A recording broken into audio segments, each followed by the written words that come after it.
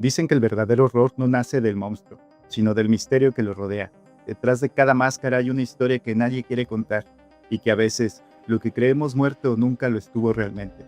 Esta es la teoría que conecta la locura, la muerte y lo imposible, la verdadera naturaleza de Jason Voorhees, el niño que jamás debió volver del lago Crystal Lake.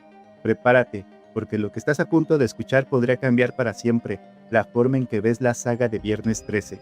Aquí comienza La Maldición del Lago. Spiderweb, severed heads, it's the dawning of the dead.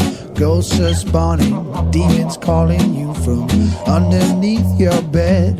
Halloween will make you run, make you scream. Todo inicia en el verano de 1957. Un niño con deformidades, burlado y aislado, cae al agua mientras los consejeros del campamento se ríen en la distancia. Su nombre es Jason, y según la versión oficial se ahogó, pero lo que nadie pudo explicar fue que nunca encontraron su cuerpo. Los lugareños los repitieron durante décadas. Jason murió aquí. Sin embargo, en los bosques alrededor del lago, algo empezó a moverse. Alguien o algo. Muchos creen que Jason nunca murió, que sobrevivió, escondido entre los árboles, creciendo solo, alimentándose de la culpa ajena y del silencio del bosque, convertido en un espectro de carne y hueso, y un animal humano con una sola obsesión, proteger el lugar donde perdió su infancia. Su madre jamás lo supo. La locura lo llevó a matar a todo aquel que se acercara al campamento, y cuando Jason la vio morir, su mente se quebró por completo. Desde entonces, ya no actuaba por sí mismo, actuaba por ella. Era el hijo y la madre fundidos en una sola venganza. Pero esta teoría solo aplica a la mitad del horror, porque el Jason que volvió después no era del todo humano. Cuando su cuerpo fue desenterrado años después, su piel tenía un tono grisáceo, rígido, imposible para un ser vivo, y aún así se movía, con fuerza, con rabia, como si algo oscuro lo hubiera devuelto. Algunos dicen que fue el poder del rayo, el que reanimó su cadáver, otros que fue la maldición de su madre, quien en su desesperación habría invocado un ritual para traerlo de vuelta, un ritual oculto, que mezcla amor, locura y algo que no era humano, una invocación que transformó el cuerpo de un niño ahogado en un símbolo inmortal del castigo.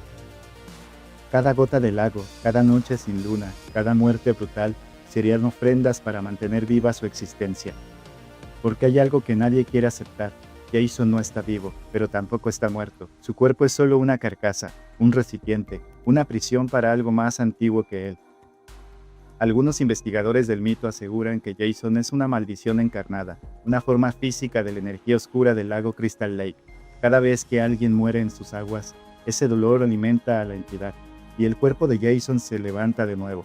Por eso nunca muere, por eso nunca envejece, por eso cada versión de él es diferente, pero su mirada siempre es la misma, vacía, fría, antinatural. Jason no es una persona, es la voluntad del lago, una maldición que adoptó de forma del niño que alguna vez fue. Y aún hay más. Los análisis más oscuros sugieren que Jason podría ser el resultado de una mutación biológica imposible, un error de la naturaleza, una combinación de hidrocefalia y un gen de regeneración que le permite reconstruirse, incluso después de ser destruido. Un cuerpo que se niega a morir, atrapado en un ciclo eterno de dolor físico y descomposición. Su inmortalidad no sería un don, sino una condena. Una existencia sin propósito, guiada solo por el reflejo de una madre muerta y un lugar maldito. Pero la teoría más perturbadora conecta a Jason con algo mucho más grande. Durante los eventos de Jason Goes to Hell, se revela que la maldad de su interior puede transferirse a otros cuerpos. No se trata de un simple asesino.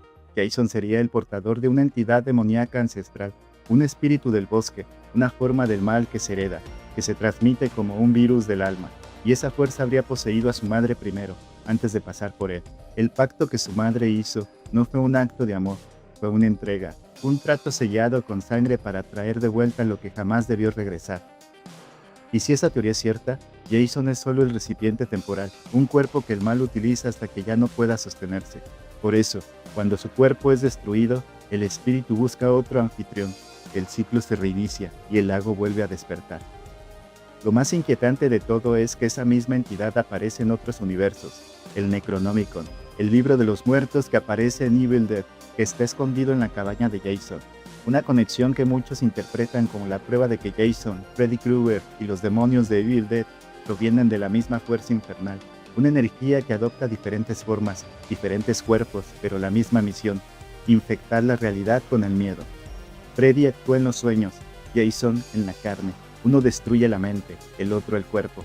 Ambos son instrumentos del mismo mal, dos caras del mismo infierno.